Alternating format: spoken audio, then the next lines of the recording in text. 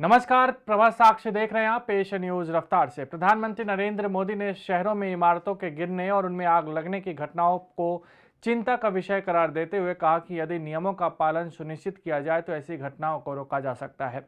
गुजरात के गांधीनगर में आयोजित भारतीय जनता पार्टी के महापौरों के सम्मेलन को वीडियो कॉन्फ्रेंस के माध्यम से संबोधित करते हुए प्रधानमंत्री ने कहा कि सबका साथ, सबका विकास, सबका विश्वास और सबका प्रयास का भाजपा का शासन का मॉडल उसे दूसरों से अलग करता है।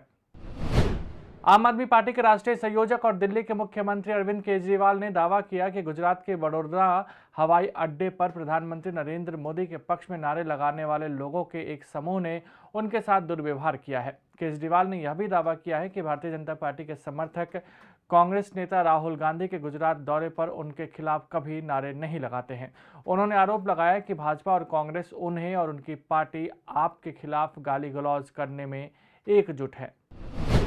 राजस्थान के मुख्यमंत्री और कांग्रेस के वरिष्ठ नेता अशोक गहलोत ने मंगलवार को कहा कि गुजरात और हिमाचल प्रदेश के आगामी विधानसभा चुनाव में अगर कांग्रेस की सरकार बनती है तो वहां भी सरकारी कर्मचारियों के लिए पुरानी पेंशन योजना लागू की जाएगी। उन्होंने कहा कि उनकी सरकार ने पूरी तरह अध्ययन के बाद राज्य के कर्मचारियों के लिए ओपीएस को दोबारा लागू करने का फैसला मानवीय आधार पर किया है। कांग्रेस ने मंगलवार को दावा किया कि प्रधानमंत्री नरेंद्र मोदी की अगुवाई वाली सरकार में हर घंटे कम से कम एक किसान आत्महत्या करने पर मजबूर है और यह सरकार की विफलता के चलते हो रहा है। पार्टी प्रवक्ता सुप्रिया श्रीनेत ने यह भी कहा है कि सरकार तीनों काले कृषि कानूनों को पिछले दरवाजे से लागू करना चाहती है और इसी कारण अनाज की खरीद की व्यवस्था निजी क्षेत्र को सौंपी जा रही है। उद्धव ठाकरे के नेतृत्व वाली शिवसेना ने मंगलवार को कहा कि बृहद मुंबई महानगर पालिका की मंजूरी मिले या नहीं, वह शिवाजी पार्क के मैदान में पार्टी की वार्षिक दशहरा रैली करेगी। मुंबई के पूर्व महापौर मिलिंद वैद्य के नेतृत्व में शिवसेना नेताओं के एक प्रतिनिधि मंडल ने बीएमसी के अधिकारियों से मुलाकात कर रैली आयोजित करने की अनुमति के लिए उनके आवेदन की स्थिति के बारे में पूछताछ की। कांग्रेस अध्यक्ष पद के चुनाव से जुड़ी हलचल के बीच पार्टी के संगठन महासचिव केसी वेणुगोपाल ने मंगलवार को सोनिया गांधी से मुलाकात की और कहा कि चुनाव निष्पक्ष और पारदर्शी होगा जिसमें कोई भी खड़ा हो सकता है। कांग्रेस अध्यक्ष सोनिया गांधी से मुलाकात के बाद वेणुगोपाल ने यह भी कहा कि यह एक नियमित मुलाकात थी और संगठन से जुड़े कुछ लंबित मुद्दों पर चर्चा हुई है। रक्षा मंत्री राजनाथ सिंह ने मिस्र के रक्षा मंत्री जनरल मोहम्मद जकी के साथ व्यापक चर्चा की तथा भारत और मिस्र ने द्विपक्षीय रक्षा सहयोग बढ़ाने के लिए एक समझौता ज्ञापन पर हस्ताक्षर किए। सिंह ने सोमवार की बैठक की कुछ तस्वीरों के साथ ट्वीट किया कि मिस्र के रक्षा मंत्री जनरल मोहम्मद जकी के साथ काहिरा में शानदार मुलाकात हुई। द्विपक्षीय रक्षा संबंधों को और विस्तारित करने के लिए कई पहल पर हमने व्यापक चर्चा की है।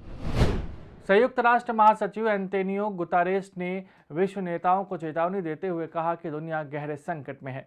उन्होंने गत 3 साल में पहली बार विश्व नेताओं के साथ होने वाली आमने सामने की बैठक से पहले कहा कि संघर्ष, जलवायु आपदा, बढ़ती गरीबी और असमानता एवं यूक्रेन पर रूस के हमले के बाद महाशक्तियों के बीच पैदा हुई दरार को पाटने के लिए काम करने की जरूरत है।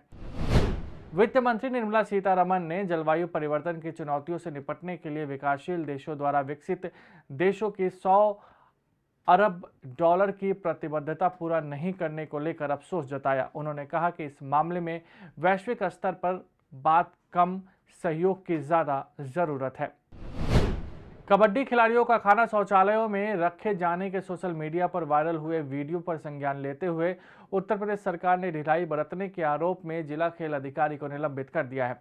अपर मुख्य सचिव खेल नवनीत सहगल ने बताया कि सहारनपुर के जिला खेल अधिकारी अनिमेश सक्सेना को सोमवार को निलंबित कर दिया गया है। अगर आप भी लेना चाहते हैं देश दुनिया की तमाम जानकारी तो आज ही सब्सक्राइब करें हमारे चैनल को। साथ ही नीचे दिए बेल आइकन को जरूर दबाएं ताकि हर अपडेट आप तक पहुंच सके।